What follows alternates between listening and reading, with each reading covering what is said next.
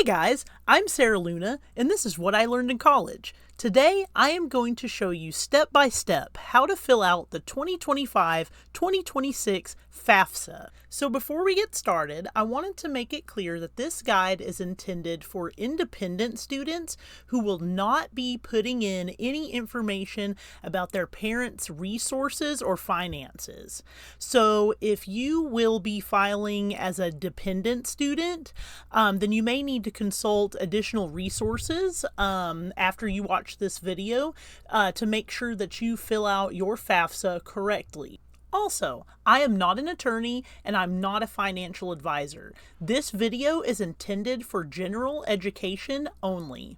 With that being said, let's get into it. The first thing you want to do is open up a browser tab and navigate to studentaid.gov. You'll see here in the address bar on my tab the specific address that it took me to fill out the 2025-26 FAFSA form. So you're going to want to click on Login to start. Now, if you do not have an FSA ID, you will want to create one. See where it says Create an Account underneath Login? That is where you would create your FSA ID. After you have your FSA credentials, your email, phone, or FSA ID username, go ahead and enter it in here with your password and log in. It will ask you to confirm your information and communications preferences. This will help keep your account secure and up to date. Now make sure you verify your information completely because you have to do this and agree to the FAFSA terms and conditions before you continue. If you choose to do so, click on the checkbox and click Continue. Next, you're going to want to verify your contact information. If you look at my tab here, you'll see that my mobile phone number and email address both are verified. Once you've done this, click Continue. After you click Continue, you might see something called Dashboard. This will show you any federal student aid you may have taken in the past, along with any upcoming student loan payments you may have for prior years, loan servicers, quick links, etc. So go ahead whenever you're ready, click on Start New Form, and let's get started. So the next thing you're going to see is Welcome and your name to the FAFSA form, and it's going to ask you if you want to start the FAFSA form as a student or a parent. For the purposes of this guide, we will be selecting the student option. So go ahead and select that and press Continue. Now there's going to be a little informational video here called Understanding the FAFSA Form. Basically, it explains what is FAFSA and why is it important. And it shows you how you can use this to apply for grants, scholarships, work-study funds, and loans for college, career school, or graduate school. So if you'd like to, you can watch that.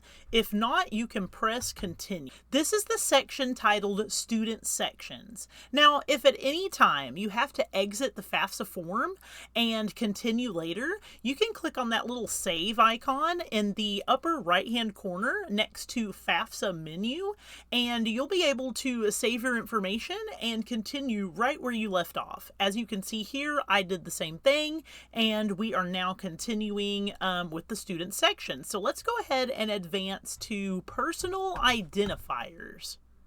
So this is where all of your student identity information will be located. You're going to want to review any information that you might see and verify that it's correct. It will ask you for your name, date of birth, social security number, email address, mobile phone number, basically the things that you will put into the information tabs for your FSA ID. It will also ask for your permanent mailing address, city, state, zip code, and country of residence. So if you need to update any of this information for the U.S. Department of Education Communications, you're going to want to go to Account Settings. And there's a little link there below where your mobile phone number displays if you'd like to correct that. Whenever you've verified that the information is correct, click Continue. So this excerpt is actually new for the 2025-2026 FAFSA form. It is titled, Provide Consent and Approval or You Won't Be Eligible for Federal Student Aid. Basically, you have to provide your consent and approval to retrieve and disclose federal tax information. As far as the details and the implications for this, I don't have any more details other than what the federal student aid guidelines show here on the website. So if you need more information about this, you can visit the website and go to the frequently asked questions, and you can see if your questions are answered there in the listings. So if you decide to approve this consent, go ahead and click on Approve, and we can continue with the FAFSA form. Keep in mind that if you decline consent and approval, you must manually provide your income information, and you will not be eligible for federal student aid.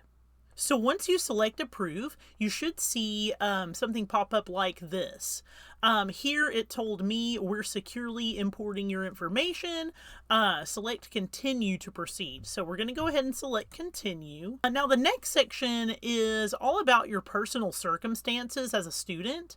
This information can definitely affect the types of federal student aid that you're eligible to receive. So make sure that you fill this out accurately. So you're going to want to select your current marital status, and you have 6 choices to choose from. You have single, never married, married, not separated, remarried, separated, divorced, or widowed. So whichever one applies to you, select that and click Continue. So the next section asks about student college or career school plans. So basically it wants to know when you begin the 2025-2026 school year, what will your college grade level be? So whichever one of those apply to you, whether you're a freshman or you're going back for your master's or PhD, etc., whichever one it is, go ahead and click that, and then it's going to ask below that, when the student begins the 2025-2026 school year, will they already have their first bachelor's degree? So if you already have a bachelor's degree and you're going back to school, you would click yes.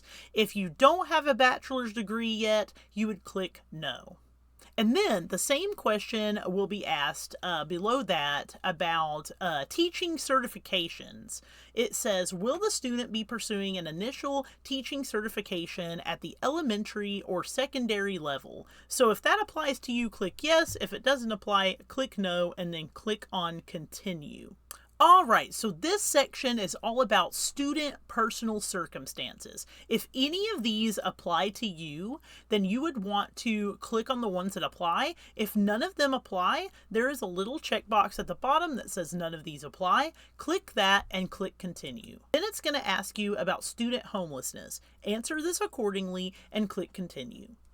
So based on the answers that I input to this form, the dependency status is independent student. So this is probably what you will have as your dependency status as well. If you are a dependent student, then you will definitely need to consult other resources besides this video to ensure the accuracy of your form. So now the FAFSA is going to ask a few questions about background and education levels of your parents. Yes, this is the only area where you will answer questions about your parents if you are an independent student. Now, if you know the answers to these questions, you're going to want to answer them. Basically, this is going to determine your eligibility for certain types of aid based on what you put as your answers. Answer truthfully and accurately. So when you're ready, click Continue, and then it's going to ask what your gender is. and then you will want to answer accordingly and click continue. Now, do bear in mind, and it says here as well, your answers for this demographic information will not affect the student's eligibility for federal student aid. It will not be used in any aid calculations, and it will not be shared with the schools to which the student applies. So go ahead and answer whichever one you prefer to answer and click continue. Same with this question. This question is asking, is the student of Hispanic, Latino, or Spanish origin? Select all that apply. And then you would click continue at the bottom once you answer the student's race question. And then it's going to ask you about your student citizenship status. Go ahead and answer accordingly and click continue. It will also ask you about your parent education status. If you know the answer to this question, answer. If not, you can click don't know and click continue. Now it's going to want to ask you about your high school completion status. Basically, it's going to want to know whether you received a high school diploma, a GED certificate, if you were homeschooled, or none of the above. So click whichever one applies to your situation and then click continue. Since I selected high school diploma, it's now asking me what high school did I or will I graduate from. And so you can just enter that in as well if that applies to you. If another tab applies to you, then you can answer the questions that pop up accordingly.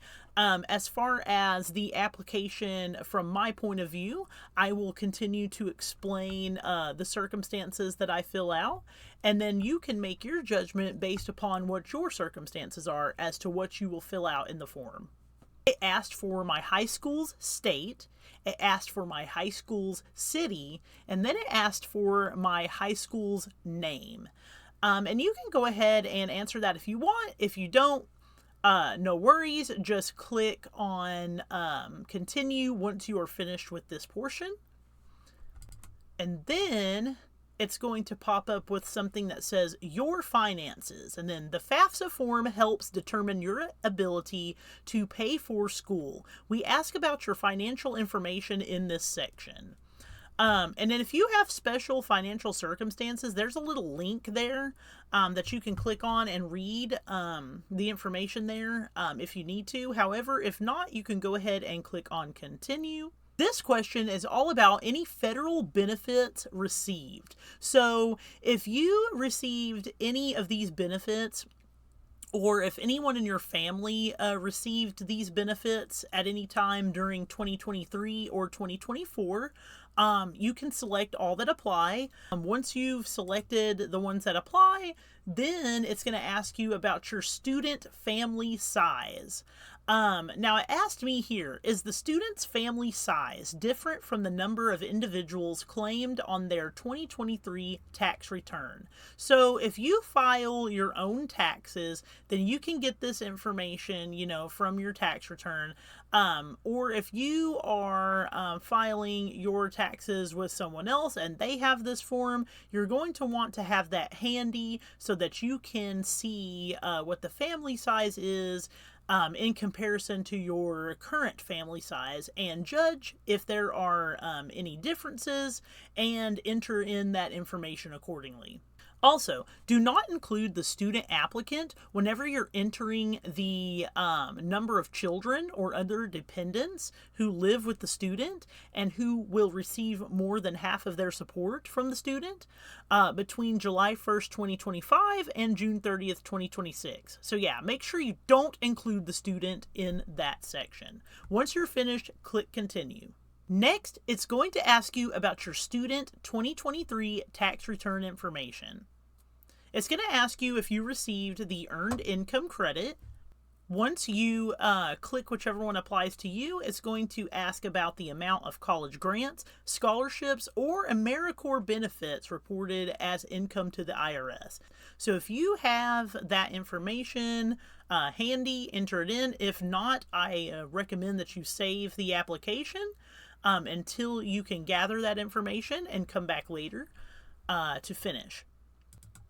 Once you have that information, click continue. Then, out of the blank people in your family or in the student's family, how many will be in college between July 1st, 2025 and June 30th, 2026. So make sure you do include the student applicant in this number. So if it's just you, of course you're going to want to hit 1. If you have more than one college student in the household or in the family size, of course include them as necessary. Once you enter the required number here, make sure you click continue, because then it's going to ask you about the colleges and career schools that you're considering, so that they can automatically receive an electronic copy of the FAFSA form. So you can go ahead and enter, if you know what school you want to go to, or you have a target school or schools, enter them in here. Now you can search them by school name, or you can search them by school code. Some schools will give you their code so that you can put it into the FAFSA accordingly, and so that they will receive the copy of the form. So go ahead and fill that out however you want, and then you can click continue. Once this section is complete, you will go to the review section where you will continue to sign your form. You make sure that your answers are accurate. So after reviewing your answers, you can scroll to the bottom of the page to continue to sign. You must continue past this page to sign and submit the FAFSA. So if at this point you have any doubts and maybe you have a change of heart, now would be the time to stop. It's going to give you a summary. It'll say something like, this page confirms that you understand the terms and conditions of the FAFSA form, and that you filled it out accurately to the best of your ability. So if you are ready to sign this application electronically, you can do so now. You can read the terms and conditions at your pace, and then you sign and submit. And then once you sign and submit, it'll pop up with a little screen that says, congratulations, the FAFSA form is complete. Yay for adulting, right? And it'll give you a completion date, along with a data release number and an estimated student aid index, or SAI. So you're going to want to go ahead and take a screenshot of this as a receipt, a personal receipt. But no worries, you will also receive a receipt in your email for completion of the form. So yay!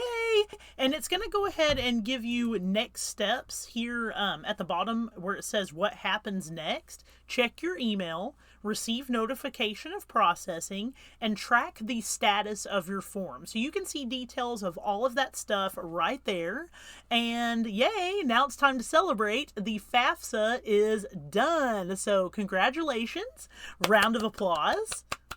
Here you can see under My Activity where it says Currently Active, the 2025-2026 FAFSA form is in review, and it'll also show the submission date. So there you have it. That is your step-by-step guide on how to fill out the 2025-2026 FAFSA form. If you enjoyed this video and you enjoy content tailored for non-traditional college students, go ahead and hit that subscribe button so you won't miss the next upload. Thank you for watching my video. I look forward to seeing you in the next one. Take care.